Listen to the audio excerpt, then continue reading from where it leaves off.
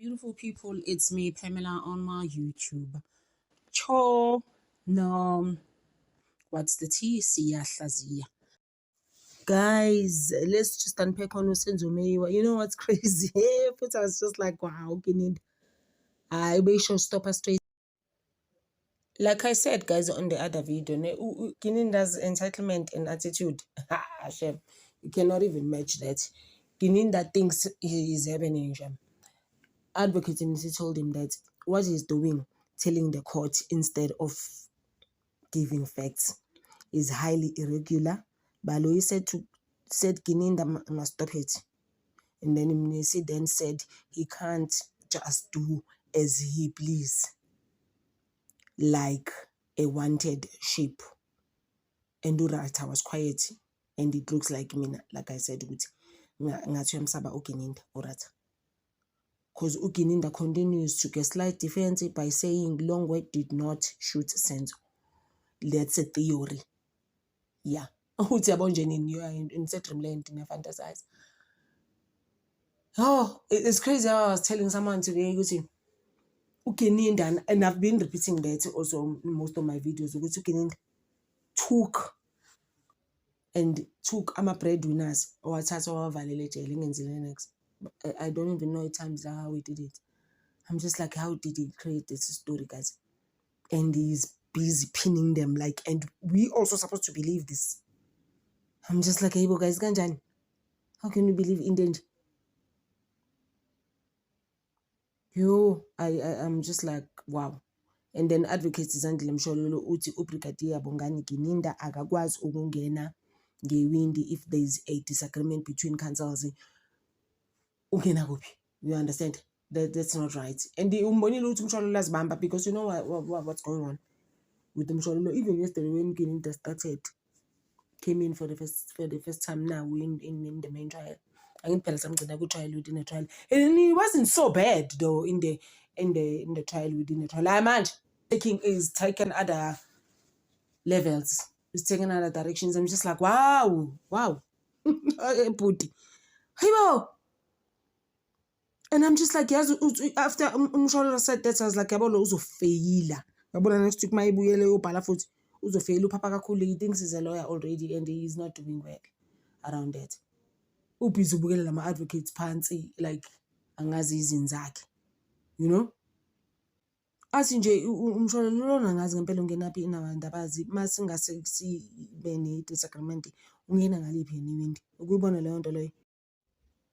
Cabanga Gininda is busy rubbing it in ukuthi nje there were no intruders in the house. Kanti Gininda ngolombolami.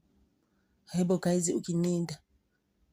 How would you like who says that, guys?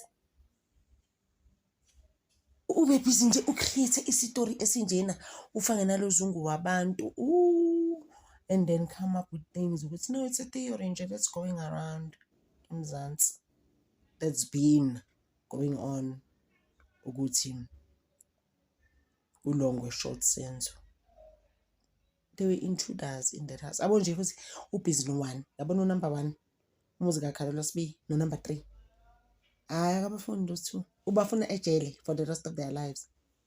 Hayibo guys, how can we just sit and sibukele lento, guys? Like how, I mean, when is this going to stop? It's gonna go on until when, guys, this thing. Senzo Meyiwa, the lies, like ingekho into eyenziwayo, like who must like intervene? Like what must we do? Kube khona ubulungiswa on this case, because I mean, guys, we all know the Cyril Ramaphosa mangamlanda umbuzo ukuthi what do you think of this case? He knows very well ukuthi there were no intruders there that came in that house. Guys, this is so unfair on the Meyiwas though.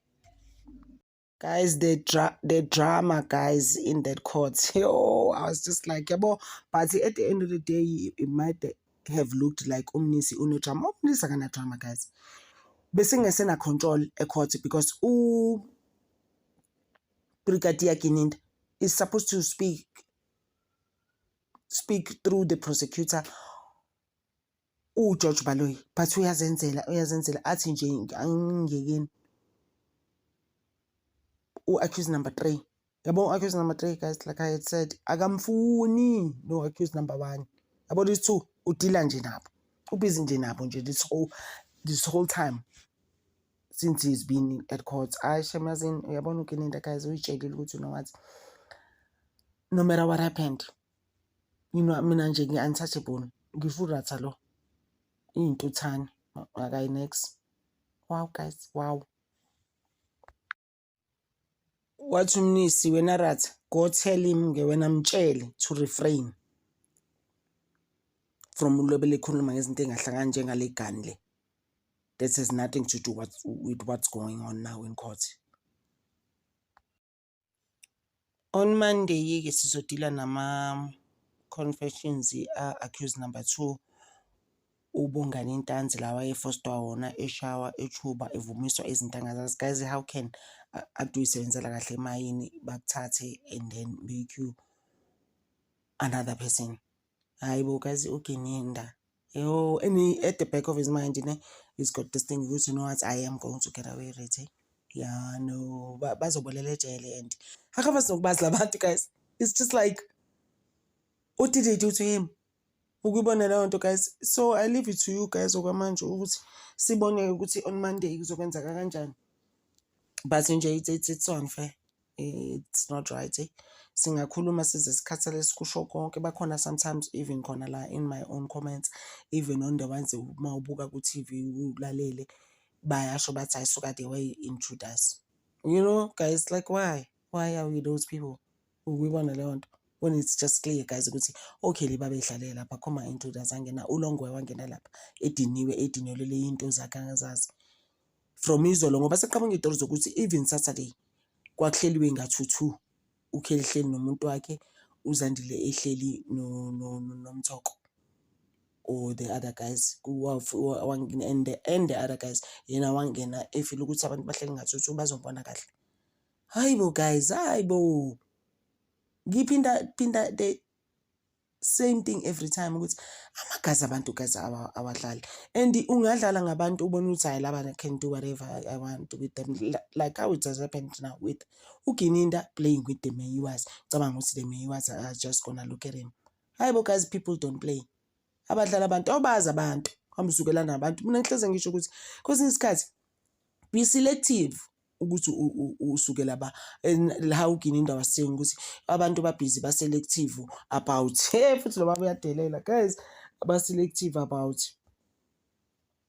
ukuthi there were no intruders in that house. Cabanga guys, ngendlela ayidelele ngayo i-defense uGininda, I'm telling you uzoyisola this coming week uzombonisa kahle umngoma ezulu ungathi angishongo. Thank you so much guys, I appreciate you. Ngithanda over guys, thank you. Uyadelela nje shem Brigadier Gininda. Yeah, he has no filter, he doesn't know also when to stop and be like, you know what, and just be like and be like, you know what, ngisekhoti and yebo I'm untouchable and all of that. Kodwa nje ukubona, he went on to say at some stage, you know, there are some things ngoba angithi vele I have to tell the prosecutor kala i-prosecutor yena efanele ngilide ngizoze ngisho izinto engekho right. Yo yabona guys, yabona baba lo, I am telling you, ningathi nga-predictor, yabona izinto zakhe, they're not going to end well. There's going to be some turnaround lana nyothi, you know what, ubuthakathi, I'm telling you. This guy can do whatever, however he pleases. Azenzela njengoba ezenzela kumanje and usabuya na Monday usazozenzela azenzela ayisholo noma ingabe yini bamuthuke kwamanye ama comments that I have bamuthuke. At some stage I was like, I'm gonna do comments nje on their own, but I was like, hayi man, aka deserve lama comments lo, like aka deserve mina ngiphinda lama comments akhe ebemthukile abantu amanye ngabone ku TV amanye akhona na like mina. There's a person even like me, Nane, one of my subbies, my beautiful subbies, in Bahleni, very long anyways. Pale almost a page. Washo ukuthi yabona nje inkohlakalo ekule case beyond guys. I mean, wonke umzansi uyayibona guys. How can you not see? No Ratha uzavale umlomo apha abeka isandla la esihlathini. He knows very well ukuthi this is hogwash, but uyitshele nje ukuthi no what ngizoyibukela nje. Bengisangasakwazi nokukhuluma-ke at some stage. Esethule uRads like, wow, Gininda. Hayi ukhona bo baba. Hayi lo bhuti shem uzitshelile.